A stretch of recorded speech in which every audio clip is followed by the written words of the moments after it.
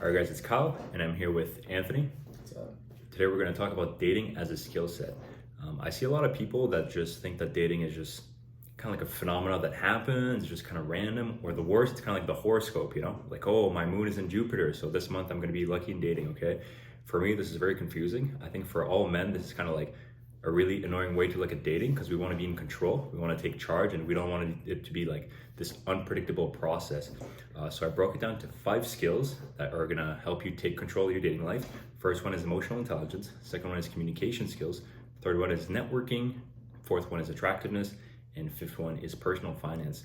I believe that these are all skills that you can work towards and improve, and you can also rank yourself. So see, and these are not like things that you're born with and you can never change. So for example, if you're an awkward person, you just need to work on your communication skills, your emotional intelligence, and then you can see yourself level up in a few months, few years, and then completely change your life.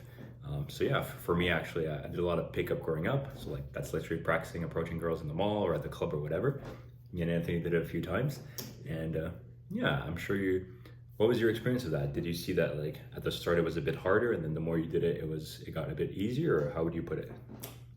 what I found is as I was talking to more girls, it just felt like I realized, hey, like I'm not as bad as I think I am. These are just normal people, and I'm just gonna chat with them.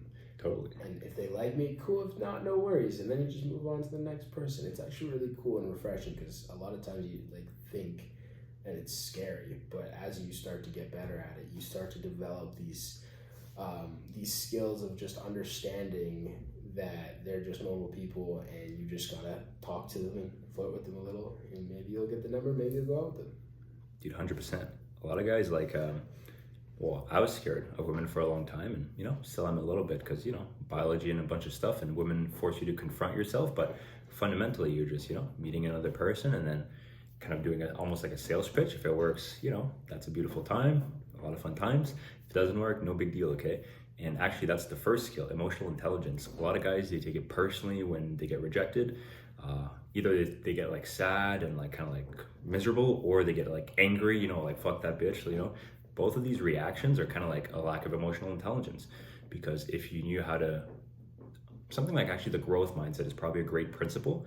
You're not a fixed person, right? So each loss is, a stone towards your future like victory. So rejection doesn't mean anything about yourself. And even if you are unattractive and the girl's not into you, that's number 4, right? You can make your appearance much better, okay? Usually I wear colored contacts, it makes me better. Started to work out every day.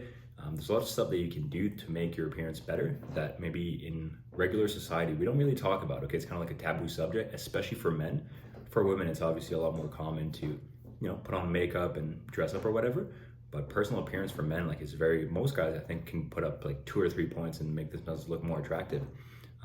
What do you think about that point? Have you tried some stuff like look smacks and well, I've always been fit, and I've noticed the difference between someone that's not fit and fit. Like you could tell that the level of trust and respect between a female and male is like miles and far apart. It's crazy how many times I'll have a conversation with someone and someone will go up to them that's not as fit. They'll be like, it's like very like they don't trust that individual. It's weird. I don't know how to explain that type of level of energy that so you could give.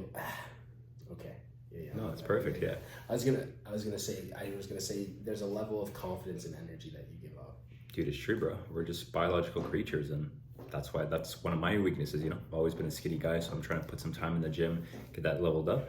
We'll see how that happens. But even when I tried some basic looks maxing, like it was crazy the difference that it made. Like overnight, like if I shave up, put in the contacts, do my hair well, dress well, like the level of, I guess, instant comfort, I would say. Like, 'cause sometimes if you're approaching a girl at the club or in the middle of the street, like stranger danger, she's like, who's this strange man? But if you look good, you smell good, you're fit, you look like a good guy, then it's completely the opposite. It's like they're immediately down basically, and then it's your game to fuck up. The third skill I want to mention is networking. In a dating context, that means basically having access to the women that you want. I think a lot of guys know maybe like 3 to 5 girls max, and like maybe 1 or 2 of these girls are single. But I host events, and it's totally a learnable skills. So now, for example, my social circle, I have literally dozens, if not maybe a couple hundred of like models and other girls that are single and just people that I can have access to. Not that I'm dating them right now, but it's just they're in my preferred like social circle, right?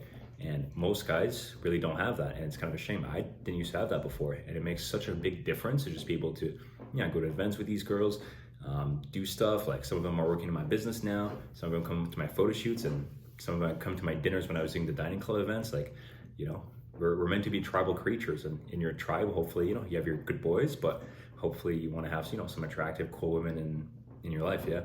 What do you think about that? Yeah, having attractive women, or even just women in general, that you can kind of work with, collab with, and just do fun stuff with. Well, like going on the networking, I find that the more you can communicate with just people in general, the better your dating life is. Because 100%. If a girl sees that you know how to communicate, you know how to have fun, you know how to understand emotions, it just becomes a game changer. It just becomes a game at this point where you're just wanting to connect and understand, because that's all people want to do is just understand. Can you understand how this girl feels? Does she feel safe with you? So the better you network, the more people you're around, the more likely you're going to find the person you want to be with. So yeah, 100%. I'm glad you said game. So let's touch on that, right? Because I think that dating should be like a fun, cool experience, almost like literally a video game in real life. But sometimes for people it's more like a embarrassing or infuriating or depressing kind of thing. So that's what I'm trying to change with World's Dating. But let's touch on emotional intelligence, because you made a great point there, right? Emotional intelligence, I think, just means understanding your own emotions and the emotions of the other people around you. And especially usually women are better than men at that. Men usually we tend to be a little bit emotionally dumb and basically have two states, either we're happy, it's fine, or we're kind of like angry, I've noticed that in myself and others, where a lot of times if I get like anxious or afraid or uncertain, like I kind of turn that into anger, because anger is a much simpler emotion to understand. It feels like, at least you can kind of punch your enemy wherever your enemy is. But in dating and relationships, if you don't control that in the right way and you express that the wrong way, then it can lead to a lot of conflict instead of, peace and love. So what's your thoughts on that? Yeah? Emotional communication in a relationship. Yeah, it's everything. It's literally everything. From just understanding that sometimes you're not the problem solver, you're just a listener. Sometimes you're the problem solver.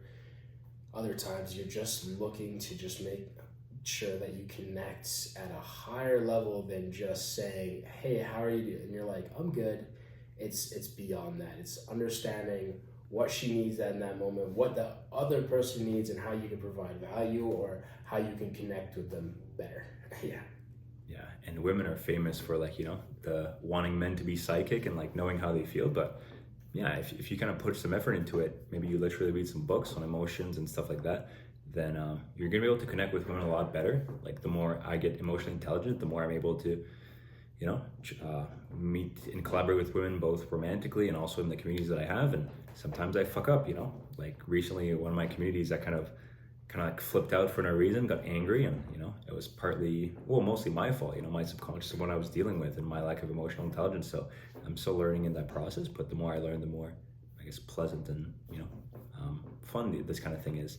And on the last point, the most fun point, I want to talk about personal finance, so your money game, right? Yeah, I'm not gonna lie to you guys, like that's one of the things that I kind of struggle with at the moment. That's why I think business is super important, so you can take charge of your life and figure it out for the long term, because a lot of people struggle into that, in their 30s, 40s, 50s, 60s, blah, blah, blah.